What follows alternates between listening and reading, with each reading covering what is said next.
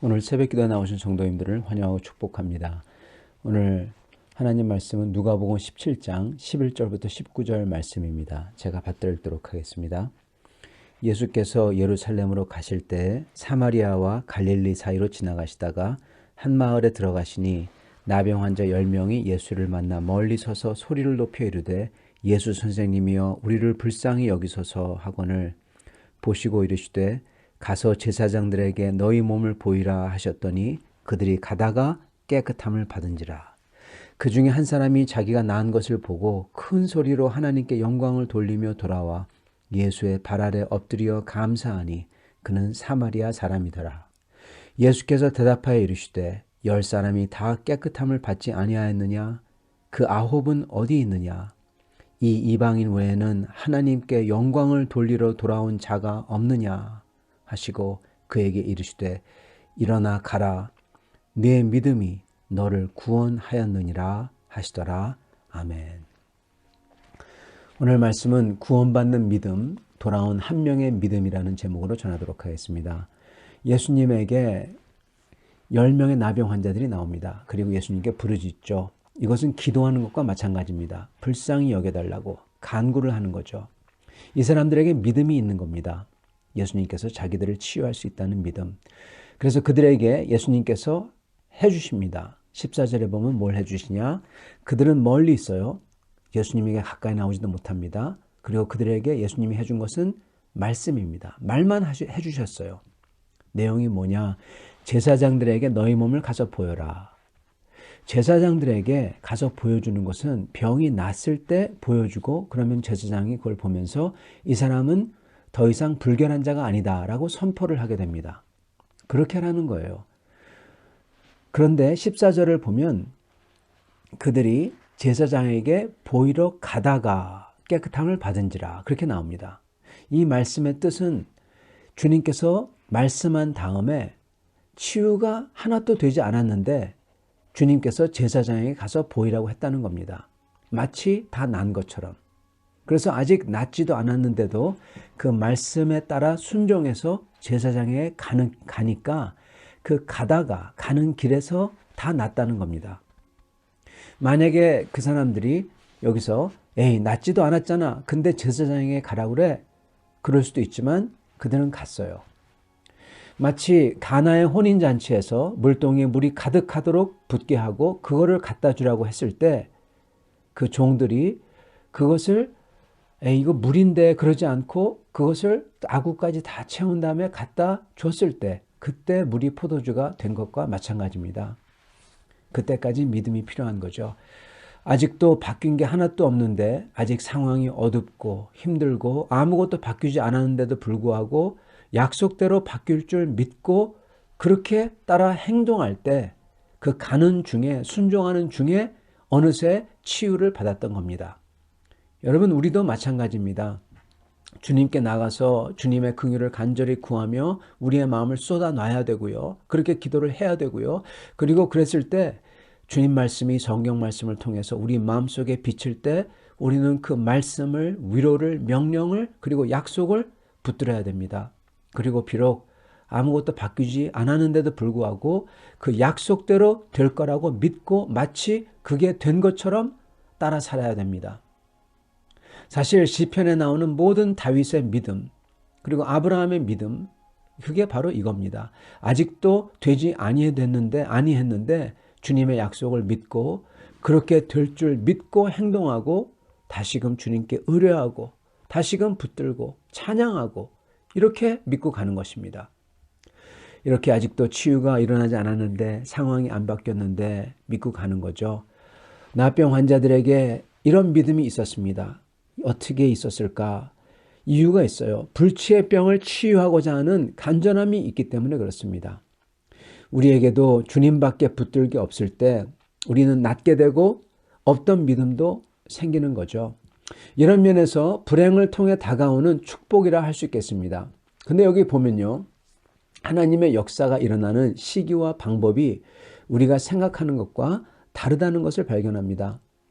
우리가 주님께 순종할 때 먼저 아무것도 바뀐 게 없는 것 같은데 어느새 속 알맹이가 바뀌어 있고 아니면은 어느새 우리의 문제가 해결되어 있던지 아니면은 문제를 일으켰던 상황 그 자체가 다 바뀌어버려요. 그래서 더 이상 문제가 아니게 되어 있는 것을 발견하곤 합니다. 그래서 오히려 이로써 새로운 기회로 변화된 것을 보곤 합니다. 우리도 그랬고 나병 환자들도 그렇고 다윗도 그랬습니다. 자, 근데 여기서 놀라운 게 하나씩 더해집니다. 오늘 말씀에서. 먼저 놀라운 것은 10명 중에서 돌아온 사람, 그 한 사람이 사마리아인이라는 사실입니다. 그 사람만 돌아왔어요. 그리고 감사를 드렸다고 합니다. 여러분, 자기의 인생을 바꿔놓은 분에게 와서 감사하다고 뭐라고 드리고 싶은데 아무것도 없어요. 이 나병 환자는. 그가 드릴 수 있는 게 아무것도 없어요. 다만 와서 엎드리고 고맙습니다 하고 말씀드리는 것뿐입니다. 그는 그걸 했습니다. 여러분, 사실 인간적으로 볼 때 이건 정말 해야 되는 겁니다. 아니, 인간적으로 볼 때 이건 하고 싶은 거죠. 그렇게 감사하고 싶잖아요. 그러나 그렇게 한 사람이 온전한 신앙인도 아니고 이 사마리아인 그것도 하나라는 것입니다. 나머지 9명 하나님을 알고 믿음이 있다는 유대인들은 그러지 않았어요. 여러분, 세상에 살면서 보면 믿음, 심지어 큰 믿음이 있는 것 같은 사람들도 끝에 가보면 어떤 때는 인간 같지 않은 인간들이 있다는 겁니다. 이것 때문에 놀랄 필요가 없어요. 당연히 인간이면 그럴 것 같은데 인간 같지 않은 인간들이 오늘 말씀에는 10명 중 9이 그렇다는 거예요. 그래서 주님이 놀라는 거예요. 그 사람은 어디 있냐? 그 사람들 어디 있냐? 여러분, 저희는 이 사실을 직시해야 됩니다. 이거를 교리로서 말한다면 이것을 인간의 완전 타락이라고 합니다. 이게 바로 장로교, 즉 개혁주의에서 두 번째로 가장 중요한 교리입니다. 인간의 완전 타락. 이걸 분명히 붙들고 있으면 우리는 인간을 그리고 내 자신을 믿지도 않고 그거에 대해서 놀라지도 않고 그리고 또한 내 자신마저도 똑같이 그럴 수 있다는 것을 압니다. 나는 그래도 안 그러지 않나? 여러분, 혹시 그렇게 말씀하실지 모르지만 보세요. 우리가 그렇게 간구했던 기도 제목들이 이루어졌을 때 언제 하나님 아버지께 감사의 제를 드리셨나요? 사실은 우리의 수많은 기도들과 간구들이 시간이 지나면서 하나님 아버지께서 상황을 바꿔줘서 기도 제목 자체를 없애주시는 경우가 얼마나 많습니까? 근데 우리는 그것도 모르고 서서히 바뀌었기 때문에 그냥 사는 경우가 얼마나 많습니까? 그리고 주님께서 우리에게 가장 귀한 것들을 그렇게 많이 주셨는데도 불구하고 우리는 감사는커녕 심지어 그걸 불평하면서 심지어 어떤 때는 원망까지 하진 않나요? 멀리 볼 필요도 없습니다. 나의 배우자, 내 부모, 내 자녀, 내 교회 이것만 봐도 그래요. 내가 원하는 그 하나 또는 두 개가 없다고 그게 안 되어진다고 얼마나 구박하거나 심지어 원망까지 합니까? 근데 생각해 보면 그 99%가 사실은 정말 감사할 것뿐인데 여러분, 저희는 그렇습니다. 인간답지 않은 인간이 바로 우리입니다. 우리도 마찬가지예요. 그래서 그렇기에 이걸 알기에 또한 내 마음대로 내 모습이 바뀌지도 않기에 우리는 더욱더 두렵고 떨리는 마음으로써 주께 나아가 우리를 주님께 맡기며 주께 순종하며 우리의 구원을 이뤄가는 겁니다. 이게 바로 장로교, 개혁주의, 청교도인의 특징적인 신앙의 자세입니다. 주를 경외하며 죄에 대해서 미워하며 내가 죄인임을 인지하고 회개하며 구원을 이뤄가는 자세. 근데 이런 인간 같지 않은 인간들이 있다는 놀라움보다 더 놀라운 게 있습니다. 그것은 돌아와서 감사의 제를 올린 한 사람에 대한 주님의 평가와 말씀입니다. 먼저 주님은 그가 하나님께 영광을 돌리러 돌아왔다. 그렇게 말씀하십니다. 이거 정말 중요합니다. 우리가 우리에게 기도를 응답하신 주님께 돌아온다는 것은 일부러 생각해서 가던 길에서 돌이킨다는 거죠. 즉 부담이 되는데도 불구하고 돌아와서 주님께 감사의 제를 드릴 때 그냥 주님이 해주신 모든 것에 대해서 감사와 찬양을 계속 드리는 겁니다. 감사와 찬양, 그 제사를 계속 드리는 거예요. 그럴 때 그걸 보고 주님이 어떻게 평가하시냐? 이렇게 하신다고 합니다. 하나님께 영광을 돌렸다. 우리가 일평생 살면서 우리의 소원은 아주 작은 거라도 주님께 영광 드리는 겁니다. 사실 우리 인생에 의미를 주는 게 그거죠. 주님께 영광을 드리는 거죠. 뭘 하든 그게 영혼에 참여하는 거고 하나님 앞에서 의미 있는 삶을 사는 거죠.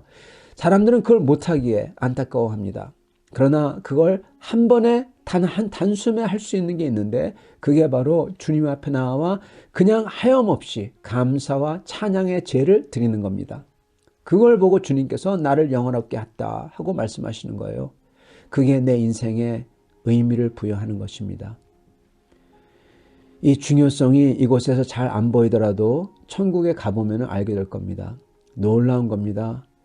죄인이 주 앞에 주께 영광을 돌려드린다는 것. 주 앞에 나와 이렇게 회개하며 감사와 찬양의 제를 드릴 때 하나님께 영광의 제사를 드렸다. 영광을 드렸다 하고 평가하십니다. 그리고 끝으로 이것만큼 어쩌면 이것보다 더 놀라운 것을 주님이 말씀해 주시는데 바로 그 사람을 보시고 주께서 뭐라 하시나 보시기 바랍니다. 주께서 내 믿음이 너를 구원했다 말씀하십니다. 이 말씀은요, 이 사람은 구원받았지만 다른 사람들은 구원받지 못했다는 거예요. 이 사람의 믿음은 구원의 이름의 믿음이 이르는 믿음이지만 다른 이들의 믿음은 그게 심지어 아직 치유가 안 됐는데 치유될 줄 믿고 제사장에 간 대단한 믿음이라 하더라도 그건 구원에 이르지 못하는 믿음이라는 것입니다. 여러분, 뭐가 구원에 이르는 믿음일까요? 뭐가 구원에 이르는 믿음으로 만들까요? 9명에게 믿음이 있었어요. 그러나 이 사마리아인의 믿음을 색칠하는 뭔가 태도가 있었습니다. 여러분, 믿음인데 색깔이 달라요. 각도가 달라요. 그게 뭘까요? 그게 바로 감사입니다. 주님께 감사하는 믿음, 이 주님께 향한 감사를 다른 말로 표현한다면 주님께 향한 사랑입니다. 주님의 사랑과 은혜를 받은 사람이 그걸 주신 분에게 사랑하며 감사하며 주님 앞에 믿는 거예요. 이런 사람이 천국에 합한 사람이라는 것입니다. 왜요? 천국은 서로 사랑하는 곳이기에, 천국은 하나님이 우리를 사랑하고 그 하나님을 우리도 사랑하며 감사하며 찬양하는 사람들이 모인 곳이 바로 천국이기 때문에 그렇습니다. 이런 감사와 사랑의 믿음이 구원에 이르게 한다는 것입니다. 그냥 우리의 문제를 해결받고자 앞에 나와서 기도하며 간구하고 심지어 주께서 해결해 주실 줄 믿는 큰 믿음이 있고 그리고 해결을 받더라도 그건 구원에 이른 믿음이 아니고 그런 사람이 주님을 영화롭게 하는 사람이 아니라는 겁니다. 오직 그렇게 믿어 주님의 역사를 받을 때 주께 감격하여 주님 앞에 감사의 제를 드리며 주님을 극진히 사랑하는 믿음이 진짜 구원의 믿음이요 주님을 영화롭게 하는 사람이라는 것입니다. 사랑하는 성도 여러분, 오늘 이렇게 감사함과 찬양을 드리는 진짜 믿음으로 사는 여러분과 저가 되실 수 있기를 바랍니다. 오늘 붙잡을 말씀을 같이 따라 하시겠습니다. 큰 소리로 하나님께 영광을 돌리며 돌아와 예수의 발 아래 엎드려 감사하니. 다시 한번 하겠습니다. 시작. 큰 소리로 하나님께 영광을 돌리며 돌아와 예수의 발 아래 엎드려 감사하니. 아멘. 같이 기도하겠습니다. 사랑하는 주님, 저에게 크나큰 사랑과 은혜를 베푸셨는데 저희가 얼마나 감사 없이 사랑 없이 살았는지요. 이 시간 주님 앞에 감사와 찬양을 드리기 원합니다. 주님, 하염없이 주님 앞에 감사하며 주님께 찬양을 올리길 원합니다. 우리가 바로 그 나병 환자처럼 불치의 병에 걸렸던 사람인데 주님이 치유해 주시고 주께서 온전하게 해주셨습니다. 주여 감사합니다. 주님, 주님께 찬양과 감사를 드립니다. 주님, 이 시간 저희같이 주님을 모르는 사람들, 이 세상에서 죽어가는 사람들을 위해서 기도합니다. 하나님, 이 세상에서 질병을 막기 위하여서 주님 싸우는 주님 의료진들을 위해서 기도합니다. 그들을 보호해 주시고 그들을 주여 감염에서 막아 주시옵시고 그들을 강건케 하사 이 세상에서 질병과 싸우는데 주님께서 힘을 주시기 원합니다. 하나님, 그러나 또한 그것보다 더욱 저희가 간구하는 것은 이 모든 것을 통하여서 사람들이 다시금 주 하나님을 찾게 되며 주 하나님께 부르짖기를 원합니다. 나병 환자들처럼 부르짖으며 주님의 구하심을 간절히 바라길 원합니다. 주님, 그러면서 더욱 원하는 것은 그들 가운데 그 하나님에 대한 감사와 찬양이 있기를 원합니다. 주여, 어려움 가운데에서도 감사와 찬양이 있기를 원합니다. 그리고 저희 가운데 그러한 감사와 찬양이 있어서 어려움에도 불구하고 다른 사람들이 저희를 볼 때 하나님의 사랑과 은혜를 알 수 있는 주님의 증인들이 되게 하여 주시옵소서. 감사합니다. 오늘 그렇게 해주실 줄 믿사오며 우리 주 예수 그리스도 받들어 기도드리옵나이다. 아멘.